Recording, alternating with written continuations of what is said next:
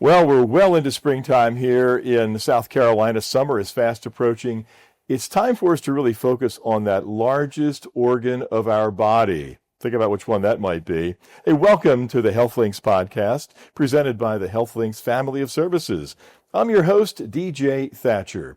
Our mission here is to engage in conversations about the medical and the wellness landscape of South Carolina so we're all better informed.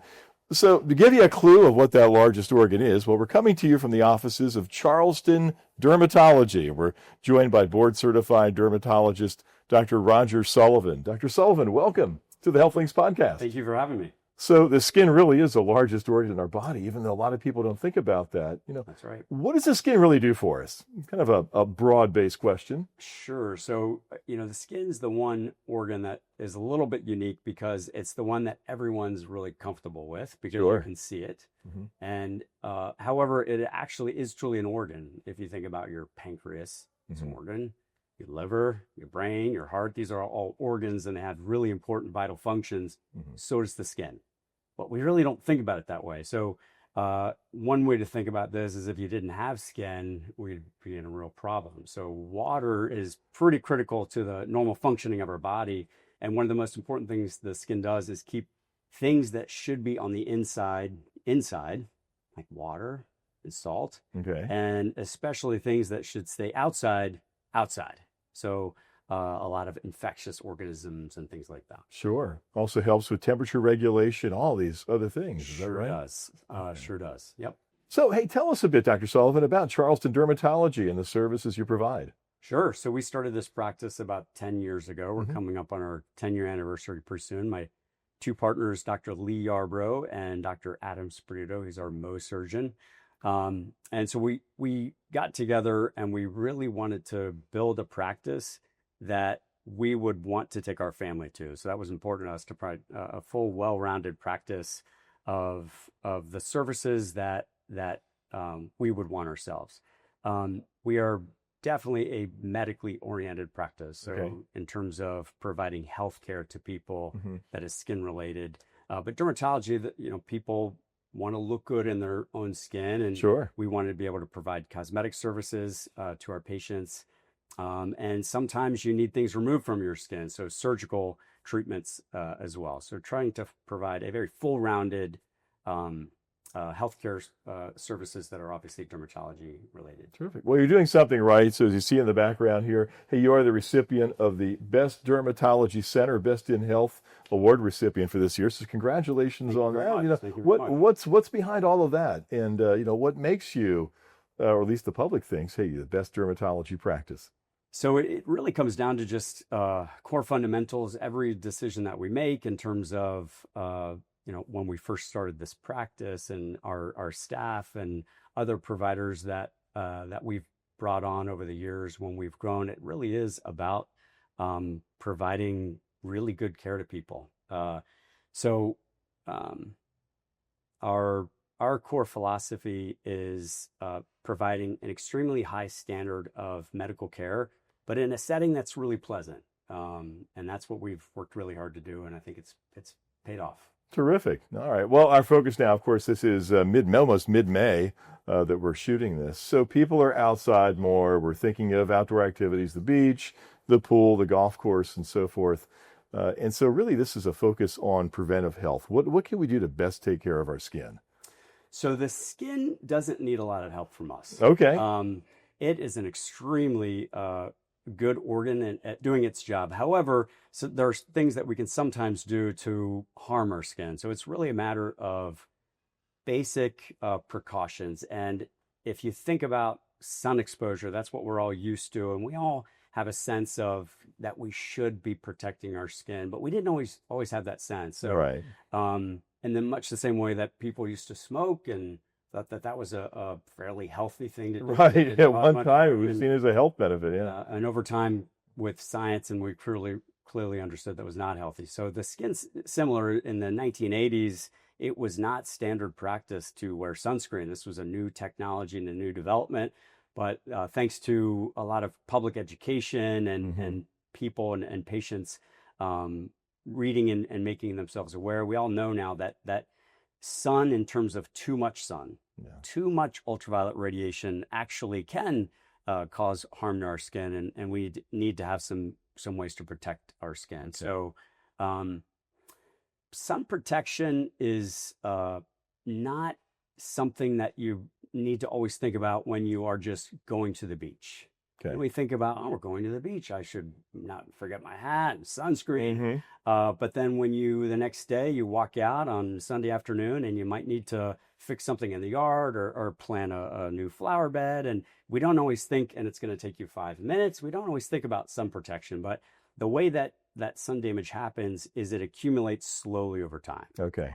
So every time you walk from your car on a hot July day across a long parking lot, from every time you go to your mailbox and you run into a neighbor and you chat for 20 minutes, all of that sun exposure over your entire life, it just accumulates. Sure. And accumulates and accumulates. And you can really see this in terms of when you examine people's skin closely that come from different areas of the country. Oh. So somebody that I'm meeting for the first time as a patient, and then I'm examining their skin closely, and they just don't have much sun damage that I can see visibly. And I always ask, where are you from? Mm-hmm. And they are Connecticut. Okay. And then sometimes people have accumulated quite a bit of sun exposure. You can see that. And oftentimes that answer is I'm from Southern Florida or Right. San Diego. So it really does happen, but it takes a very long period of time. So that's one type of sun exposure. Okay. This slow cook is one way Interesting. to describe that. But then there's a very different type of sun exposure, and it can be just as significant in terms of promoting skin cancer. So there are some patients where you look at their skin and I can't visibly see any sun damage at all. Wow. But eventually down the road, they may generate a skin cancer in that area of skin. That person likely has experienced a severe sunburn or 2 or 3 or 4 or 5, even in their childhood. There was one gentleman that I saw, and I'll never forget him. He was an older gentleman in his 80s.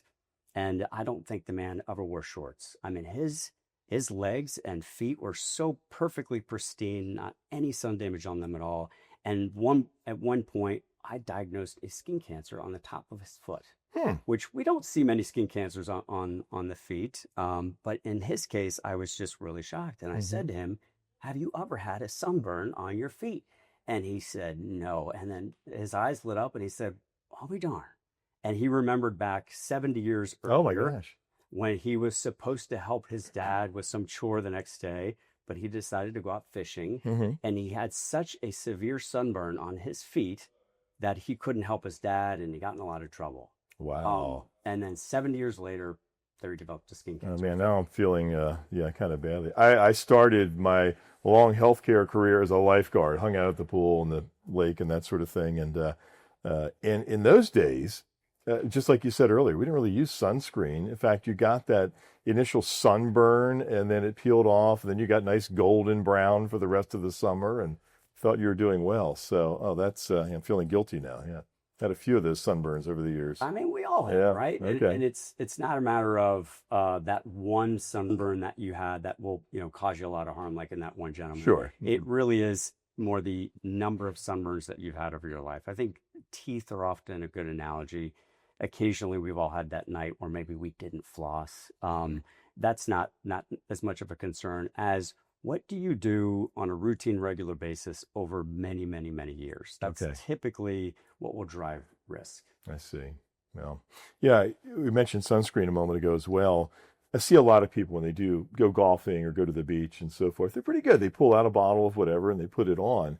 Just driving here to your office today, I saw a construction crew outside, a work crew on the road. I wondered if those people ever put sunscreen on. I passed a building project, people up on a roof and up on, ladders and things. I wondered how many of those people put sunscreen on just as part of their job. I don't know if you see much in cancers of the neck or the face, people who are just exposed outside all the time. That's fairly common. Oh, sure. It's very significant. So when you are, we all go to the beach and we protect ourselves typically, but when you have a profession where you are outside and you're accumulating massive, massive amounts of UV exposure over a really long period of time, that's where you can really get into some serious problems. So we see that in farmers especially, that grew up in an age where no one knew sun protection was really that important. You can see it on physical exam for folks that work outdoors in terms of areas of their skin that are typically exposed when wearing clothing versus areas that are not. Everyone from truck drivers, where the left side of their face has seen significant sun damage as opposed to the right side of their face. We typically see more sun damage on people's left forearms because their car window, they might place their arm at their car window as opposed to the right. So you really see this play out both in terms of what you can see, but also where you find skin cancers and on which patients. I see. I'm a big fan of the spray on, the kind of mist that goes on evenly all over. And the other person will go nameless, says, no, you should really use the tube that you pour out and you rub it all over you. It's much better. Which one, if either, is better? So there's a lot of debate, not just in households, but even among the scientific community, dermatologists, in terms of sunscreen. There are two main types of sunscreen in terms of ingredients. We have physical blockers, which physically block the sun from damaging your skin. And then there are chemical blockers, which you actually absorb into your skin and help. You still might absorb that ultraviolet radiation, but those chemical blockers basically transform that or neutralize the sun exposure is a way to think about that. So then there's the vehicle that you put one of those ingredients into, whether it's a spray or a cream. So the key thing with sunscreen is whatever sunscreen you're more likely to use. So for many of my women patients, they wear makeup. And they want to wear a sunscreen that they can apply makeup afterwards. Or maybe it's a sunscreen that doesn't leave a thick white film on their face. My guy patients, getting them to put on anything is a win. So you might choose a sunscreen that's just easy and convenient. So that's usually my answer. Now, we talk about, well, how long is the sunscreen going to last? So if you are out golfing and sweating in tennis, or maybe you're going in and out of water exposure, there are some differences there. So the thicker a sunscreen is, the longer it's going to last on your skin before you have to reapply it, as a general rule. However, sunscreens, they don't last very long.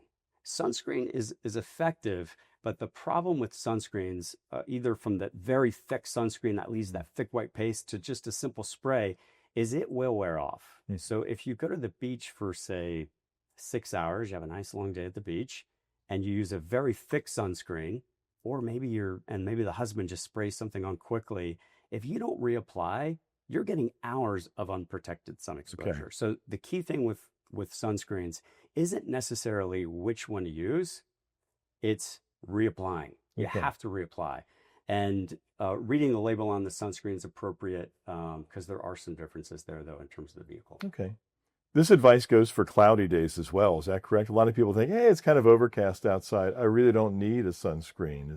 Is that true, or? No, I've thought. So, and I think most people, if you're thinking about it, if that cloudy day where you did have a lot of sun exposure, especially earlier in the year where we're not thinking as much about sun protection, and you surprisingly got sunburn.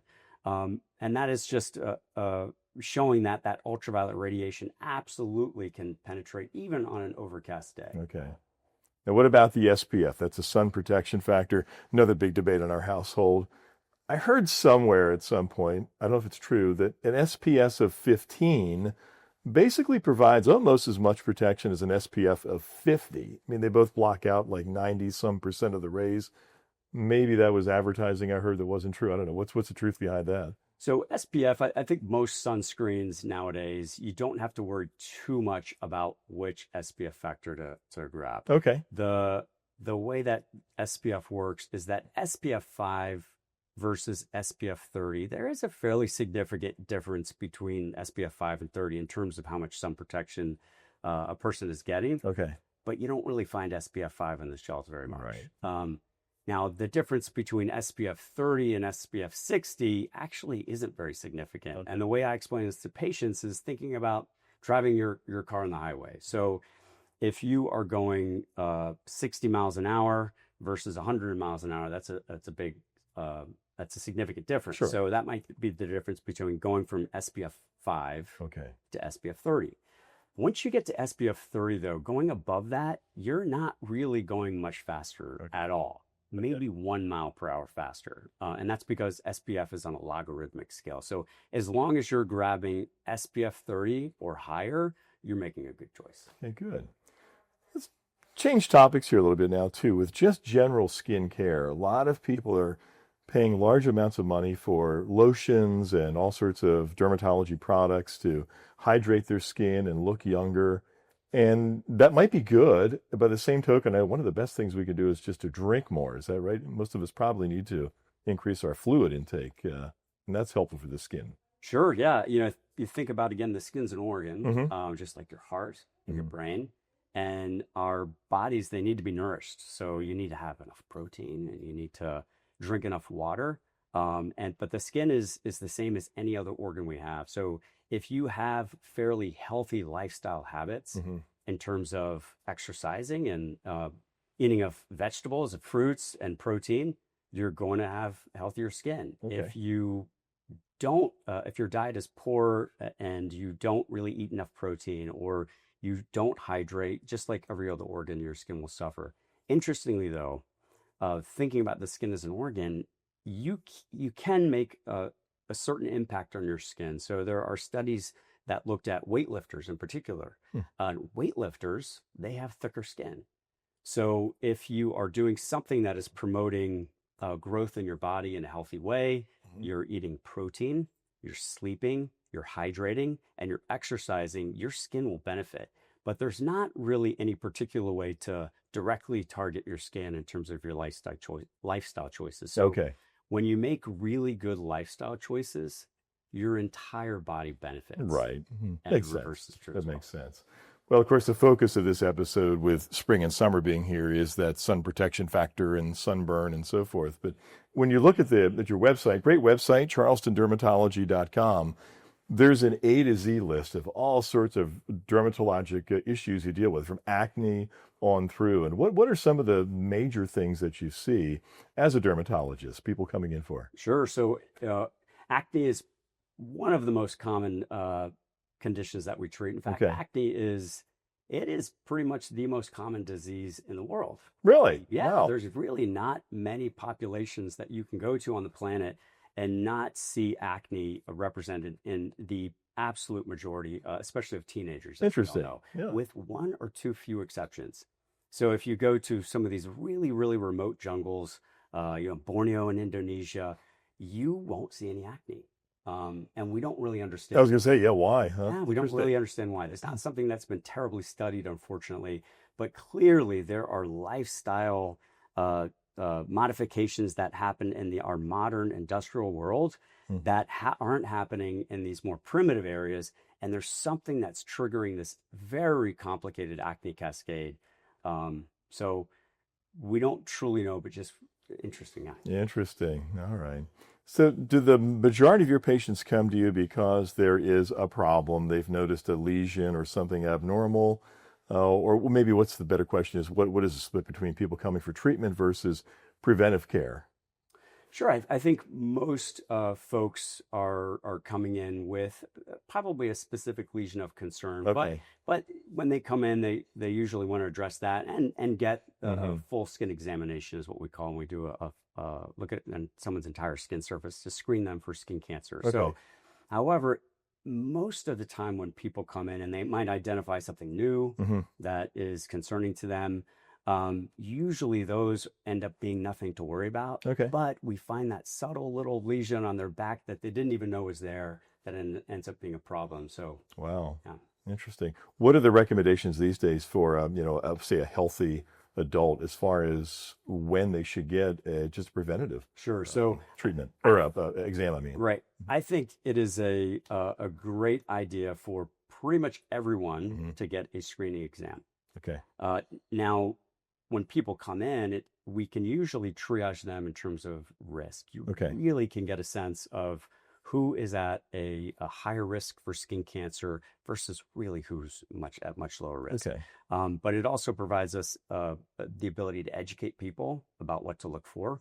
If you think about other cancers out there that could cause harm, colon cancer and breast cancer, lung cancer. These are difficult organs to screen. Sure. However, your skin, I mean, we can all see it. Mhm. And a little bit of education, most patients really can identify these things earlier without even going to the doctor. So what should we be concerned about if we see some change on our skin? What should be a red alert to reach out to you? So children Hmm. can get new moles. People in their 20s can get new moles. People in their 30s can certainly get new moles. Once you're in your 40s and certainly your 50s and 60s, you don't get new moles anymore. Oh, really? Okay. So, yes. And also skin cancer, although young people can get skin cancer, it just is so much more rare than in folks that are in the second half of their life. Okay. So if we think about lesions that are new on your skin that you're not familiar with and that grow and change slowly over time. So harmless lesions will show up from time to time, but something that is harmless, or we like to say benign, they typically do not change. Whereas cancer is unregulated cell growth. Cancer will never stop changing. So it's that lesion that slowly changes over time. Okay. Even it might be over a year, you might see something slowly change, but that's what we're looking for. Okay, good. It's a challenge for people. They tell us, hey, I've got to go to the dentist twice a year. I've got to get my annual medical checkup. I've got, for females, whether it's a pap smear or a mammogram or something. Now I've got to add dermatology to that. So you get a screening exam, and assuming that it's relatively benign, should people be re-examined then X number of years later, or what's your recommendation? No, great question. So there's such variation in terms of people and their risks for skin cancer. Okay. That's why coming in to get an initial screening exam, and many times, especially for somebody in their 20s or perhaps 30s, we might say, your risk is really low. Here's what to look for. Okay. Call us if you ever notice anything. Interesting. And maybe in perhaps 3 years, we might look you over again. Okay. That's very different than somebody, say, in their 60s or 70s that has a history of skin cancer, and we're identifying numerous things on their skin that's concerning. We might say, we need to see you every 6 months. Gotcha. So just allowing a good dermatologist to screen you and then give you a sense of a good follow-up plan that's tailored to your specific risk. Okay. So how did dermatology play into that as you look at all these different specialties you could choose from? Yeah, dermatology, we're not considered the most exciting, especially in terms of trauma surgery or emergency medicine. So it was not on my radar. I was coming out of the Navy after jumping out of airplanes and diving. And Wow. so I had thought I was going to pursue something more exciting field that was more intense. But I was sitting through a lecture of she became my mentor, but Dr. Jean Burgess, and she gave us a lecture on dermatology, and it was just fascinating. The number of diseases that manifest in the skin. Dermatology is a rare specialty in terms of we practice medicine, but we also practice pathology, meaning we can look at specimens under the microscope and understand diseases from both a cellular level. And then you also do procedures in terms of surgery. So that combination really intrigued me. Interesting. That's a great background. Very interesting background how you do that. So wonderful. We're glad you chose that. Well, we're sitting at the Mount Pleasant office of Charleston Dermatology. You got 3 other offices, though, in the region here. Is that right? We do. We have our Mount Pleasant location, and then we have a location in Berkeley. It's our newest location. And then our first location is in North Charleston, right on the border of Somerville. I see. Okay, terrific. And this information has been very helpful, even for those listeners who are outside of the metro area here. Thank you for providing this service. Any last words as we're going into the summertime that you'd like to pass on to our listeners and viewers? So one thing I didn't mention is when you think about children, should children have a skin exam? And that's often a common question from parents. My typical answer to that is that I do think it's a good idea. Children's risk for skin cancer is incredibly low. It happens in much the same way people get struck by lightning. However, when we have that 16-year-old or 17-year-old or even 12-year-old come in for a skin exam, they are used to coming into a dermatology office. They've experienced it. They know what to expect. It's not this significant unknown. So when they are a little bit later in life, if that child becomes an adult and they do see a suspicious lesion, they may have remembered that education that they had years and years ago, and perhaps they're a little bit more likely to seek out that care. I see. How long is the initial exam, by the way? We didn't ask that earlier. I know it's head to toe, I'm sure, and Fairly long process? No, not at all. Okay. It's very simple. Okay. So the whole exam might take anywhere from 10 to 20 minutes, depending on the person and how their level of risk and how complicated their skin is. It's been fascinating. Well, again, we are at Charleston Dermatology. Dr. Roger Sullivan, thank you so much for joining us here on the Health Links podcast. Thank you.